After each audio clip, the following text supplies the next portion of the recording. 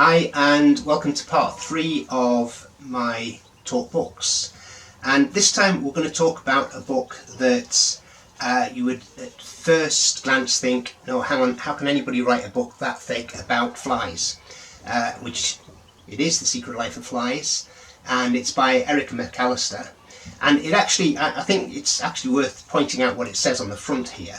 The Spectator that did a review of this has said that after reading a book it's obvious that flies rock, and I defy you to read it and not think the same. It's a really good book. It goes into various different sort of species of fly, talks about their lives, how they live, and it's fascinating from sort of the front page to that page. It really does give you an insight into something that you sort of take for granted, because you just think, okay, you know, it's a fly, all it does is sort of hang around cowpads and then vomit on the mashed potatoes. But there's so much more to flies than that, and I think if you read this book you will really agree that flies rock. It's great. And so that's Erica's book, and we can't, as I say, talk about a fly without talking about spiders. And this one is a really good book for me because it talks about a species of spider that I went looking for on a lot of occasions, as a lot of people will have done in Norfolk.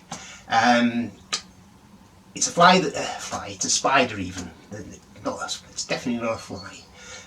It's a spider that a lot of people actually come to Norfolk just to see. It's the Raft spider, and this talks about Helen Smith, and Helen Smith is a lady that worked on the team that actually reintroduced the Raft spiders, and they were reintroduced into Redgrove and Lopham fen, which is on the Norfolk-Suffolk border, and they are an unbelievable spider.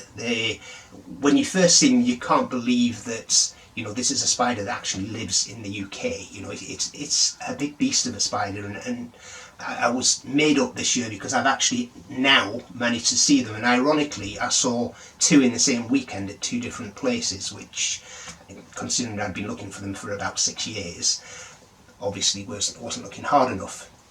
But this book talks about Helen and the work that she did with her colleagues. It talks about her raising spiders in her kitchen, which I'm sure to many of you will be, well, a nightmare. And not only do you get an amazing book that gives you a real insight into both the spiders and into the work that went behind the reintroduction, you get some amazing artwork. Not only is the artwork amazing, but it's also described in detail, and there's different mediums being used to actually do the pictures. So this particular one is a wood engraving, and then you've got something like this, which is an oil painting. And the artwork really is sublime. It's done by Sheila Tilmouth, and you're basically getting 2 books in one with this, because you are getting that insight into the art behind the book as well. So, as Mark Cocker says in the beginning of this book, he says that spiders matter, and having read both this one and this one, I can tell you that so do flies. Well, thanks for watching, and I hope you do enjoy both books. Learning about sort of the spiders and finding out about kleptoparasitic flies and necrophages, I'm sure that you can't wait. In the next talk books, I'm going to be talking about a book that I've already actually introduced by interviewing the author, and that's Heather Butterfant. And it actually says on the front, Extraordinary Encounters Between the Tides, and this really is an extraordinary book. It's very well written, full of things that you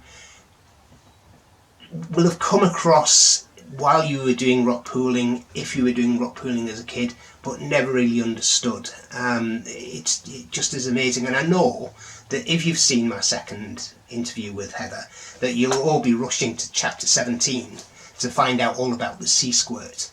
But I'll tell you more about the whole book next time we meet.